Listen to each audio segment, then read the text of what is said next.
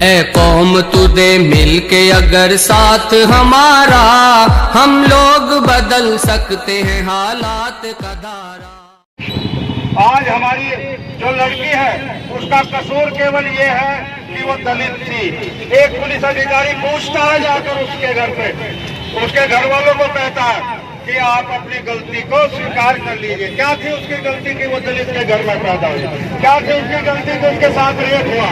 क्या थी उसकी गलती कि उसकी रीढ़ की हड्डी तोड़ दी गई? क्या थी उसकी गलती कि उसकी गर्दन की हड्डियां तोड़ दी गई? यही उसका गलती थी।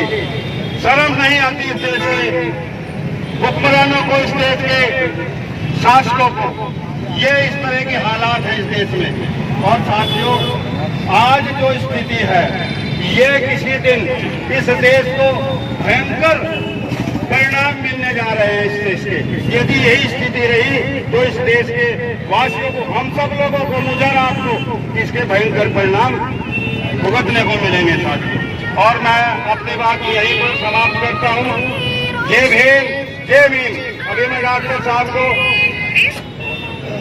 हेलो जी जी रोड के मैदान ये थे हमारे प्रदेश सचिव साहब। उन्होंने वक्त में बड़ी कीमती बातें आप हजरात के सामने रखी है। मेरे भाइयों, ये तो आप हजरात से कोई भी बात नहीं है। सोशल मीडिया और इलेक्ट्रॉनिक मीडिया के जरिए से सारी बातें आप तक पहुँच रही है कि किस तरीके से ये योगी सरकार ने उत्तर प्रदेश के अंदर क्या जंगल राज बना रखा है। ये आप हजरात देख रहे हैं, आप हजरात सुन रहे हैं, लेकिन देखने और सुनने से काम नहीं चलेगा, बल्कि हमको समझना होगा। हमको एकजुट और एक प्लेटफॉर्म पर आना होगा। जब इलेक्शन का वक्त आता है तो हमको हिंदू में बांट दिया जाता है, हमको न जाने जात और बिरादरियों में बांट दिया जाता है। आज प्रशासन को उन्होंने अपनी उंगली पर नचा रखा है, प्रशासन को काम करने नहीं दिया जा रहा है। तो मेरे भाइयों, ये कब होगा? जब हम मुत्तफिक होकर एक प्लेटफॉर्म पर आएंगे। इसलिए मैं अब आगे इस प्रोग्राम को बढ़ाऊं तो मैं अपने पार्टी के प्रदेश अध्यक्ष जनाब डॉक्टर तैयब काजमी साहब को इस अशार के साथ दावत दूंगा कि कुछ अहले सितम कुछ अहले हशम में खाना गिराने आए थे, कुछ अहले सितम कुछ अहले हशम में खाना गिराने आए थे, दहलीज को छू के छोड़ गए, देखा कि ये पत्थरबारी है। और शुक्रिया सत्यपाल जी, साजिद भाई, मुल्क से मोहब्बत करने वाले, अपनी बहन और बेटियों की इज्जत और उनकी मान और सम्मान के लिए इकट्ठे होकर 10, 20, 50, 100 कदम चलने वाले यहाँ पर उपस्थित मेरे नौजवान साथियों, मेरे बुजुर्गों, आप लोगों ने जिस तरह से इकट्ठे होकर एहतजाज की शक्ल में ये कैंडल मार्च जो हमने तय किया था कि ये कैंडल मार्च हम अपनी बहन मनीषा की आत्मा की शांति के लिए और अपनी बहन मनीषा को उसका अपमान हुआ, जो उसके साथ घिनौनी हरकत हुई, जो उसके साथ जिन दरिंदों ने जो हरकत की, उसका खोया हुआ वो सम्मान जो वो अपनी जिंदगी में नहीं मिला, हम चाहते हैं कि वो मरणोपरांत इस दुनिया से जाने के बाद उसको मिले और वो सम्मान उस बहन मनीषा वाल्मीकि का नहीं होगा। वो सम्मान देश की हर बहन, हर बेटी, हर माँ, हर नारी का सम्मान होगा। जो मनीषा बहन के कातिलों को सजा जब दी जाएगी, जो सम्मान मनीषा बहन के नाम पर होगा, वो देश की 49% आबादी जो हमारी महिलाओं की है, वो सम्मान उनका होगा।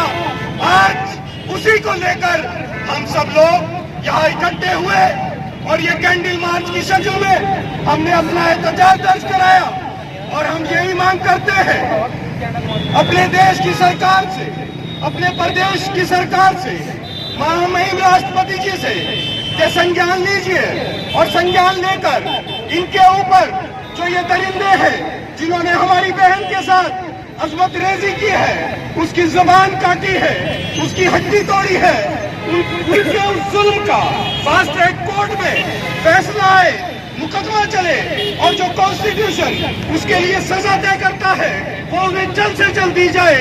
यही सम्मान होगा उस बहन का जिसने अपनी जान दी, यही सम्मान होगा उस नारी शक्ति का जिसका हम नारा लगाते हैं, जिस नारी शक्ति को हम अपने देश में सर्वोपरि मानते हैं। जब हम ये कहते हैं कि हमने जिस गोद में जन्म लिया उस जन्म देने वाली माँ थी जो हमारी बहन है, जब वो बहन हमारी बहन किसी के घर में किसी की बीवी बनती है, किसी बच्चे की माँ बनती है, तो उसका वो सम्मान जो उसे सम्मान होता है, हमने इन दरिंदों ने उस बहन का वो सम्मान छीना है। इन दरिंदों ने उस बहन की माँ का वो सम्मान छीना है, उस माँ का वो अपमान किया है। जो अपमान उन्होंने किया है उसका बदला उन्हें जरूर मिलना चाहिए। उन दरिंदों को जो भी कॉन्स्टिट्यूशनल सजा होती है हमारे यहाँ, रेप की, गैंग रेप की, गर्दन तोड़ने की, रीढ़ की हड्डी तोड़ने की और जबान काटने की, वो तमाम सजाएं उन कातिलों को मिलनी चाहिए। निकलो घरों मकानों से, निकलो घरों मकानों से, जंग लड़ो गद्दारों से। ये गद्दार बेईमान है, ये बेईमान है जो अपनी औरतों का, अपनी नारियों का सम्मान नहीं करते। ये वो लोग हैं, चाहे वो दूसरे किसी बहन के साथ रेप किए हुए लोग हो या इस मनीषा के साथ, ये तमाम वो लोग हैं जो अपने घरों में जिनके भी बेटी होती होगी ये उनका भी सम्मान नहीं करते। हम सम्मान करते हैं उन बेटियों का जो उनकी बहन बेटी होगी, क्योंकि जब वो दुनिया में आए हैं तो किसी माँ ने उन्हें जन्म दिया होगा। हम उस माँ का सम्मान करते हैं और हम कहते हैं आज इस मंच के माध्यम से, इस शहीदों के मंच के माध्यम से, कि उनकी माएँ, उन लोगों की माएँ जिन्होंने हमारी बेटी के साथ ये दरिंदगी की है, उनकी माएँ आए और आकर खुद कहे कि हम खुद सजा दें और गवर्नमेंट के साथ अदालत के सामने जाकर एक नजीर पेश करें, एक गवाह बनकर खड़ी हो जाए और खिलाफ गवाही दे उनके, वो नारी सम्मान होगा। उसी की लड़ाई लड़ने के लिए आज हम सब लोग यहाँ इकट्ठे हुए, आप लोगों का बहुत बहुत शुक्रिया। बहुत सारे लोग इधर उधर खड़े हैं, मैं उनका भी शुक्रिया अदा करता हूँ जो दूर से चलकर नहीं आए, खुद उन्हें कोई लेकर आया, वो खुद अपने पैरों से चलकर यहाँ नहीं आए, मैं उनका भी शुक्रिया अदा करता हूँ। बहुत शुक्रिया आप सब लोगों का। अब मैं चाहता हूँ हम यहाँ सभी मजहब के लोग हैं, जो शख्स जिस मजहब का हो अपने मजहब के हिसाब से उस बहन के लिए 2 मिनट का मौन रखे और 2 मिनट शांति के साथ, सुकून के साथ खड़े हो।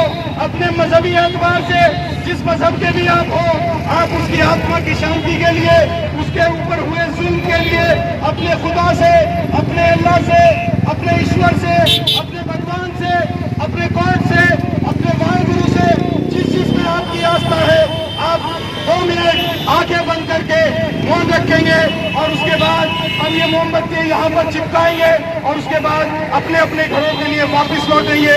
मैं बहुत शुक्रिया अदा करता हूँ आप तमाम लोगों का और मैं आप लोगों से गुजारिश करता हूँ कि आप तमाम लोग हमेशा जब जब बेटियों पे जुल्म हो तब तक अपने घरों से निकलिए, जब जब हमारी बेटियों के सम्मान में कमी हो आप लोग अपने घरों से निकलिए और जगाइए उस पूरी और पहली सरकार को जो आके मूंद कर सो रही है, जगाइए उस देश के आला अधिकारी को, जगाइए हमारे देश के प्रधानमंत्री को जो बेटी बचाओ बेटी पढ़ाओ का नारा लगाते थे, जगाइए उस प्रदेश के मुख्यमंत्री को कि उठो अपनी नींद से, ये नारी सम्मान है। इस नारी के लिए एक बर्बरता एक नारी के साथ नहीं हुई।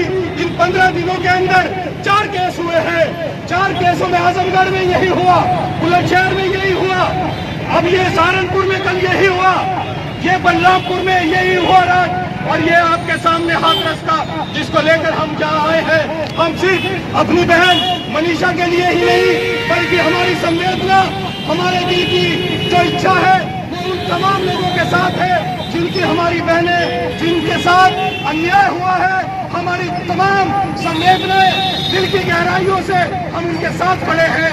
मैं आप सब लोगों से गुजारिश करता हूं कि 2 मिनट अपने अपने मजहब के हिसाब से, जो आपका मजहब इजाजत दे,